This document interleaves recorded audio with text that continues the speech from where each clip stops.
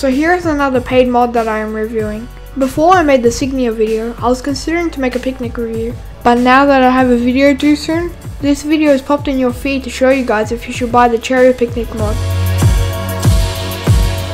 Let's start with the styling. I personally think that this car looks amazing. For an old European hatchback style car, I think the designer 𝗏𝗏𝗏𝗏 did a perfect job for making this car style. But to be fair, looks are subjective, so you might like it or not. It is not a very JDM looking car, and it's not meant to be. I'd say it's an 8 out of 10. This is one of the best quality mods yet. I know I keep saying this in every review, but all these mods have such good quality. The only problem is it doesn't have as much interactives as I would like. The Cherrier Picnic has a wide variety of engines. The first engine option is the 1.1 litre inline-4, a very zingy engine, well, for what it is. Next is a 1.3 litre inline-4. It's the definition of an engine. Next is a 1.4 litre diesel, European spec basically, not much to say. Next is a 1.6 litre inline-4, a period correct engine but pretty boring. Next is a 1.6 litre inline-4 turbo, wheel spins which I don't like, but it is fun to have such a powerful engine. And finally a 2 litre inline-4. It's a sports engine and you can tell.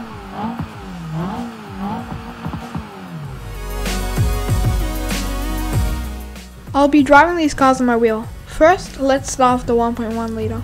It's pretty boring but still zingy. I think the best 0 to 60 I could get was around 11 seconds. Not much to say, but it just feels like a car to drive around in. And do car things like, go forward.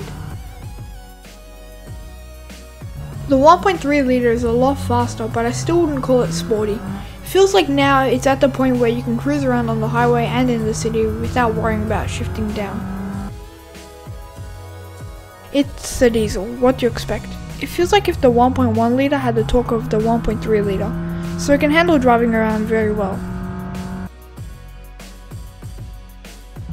Now this is where it gets better. Still not perfect, but the GTI model has been tuned in a couple of ways to make this thing a fantastic car.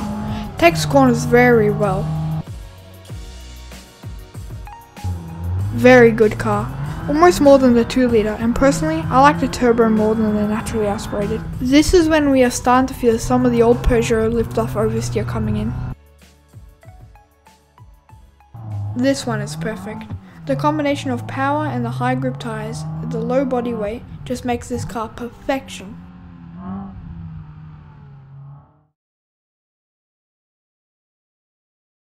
You know, I say this in every review I've done on this channel, but if you have $4, I would get this mod.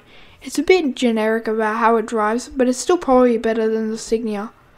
But just remember, if you don't like old European hatchbacks, don't get this. It just feels like if a 𝗕𝗵𝗲𝗍 had a baby with a 𝗕𝗏𝗏.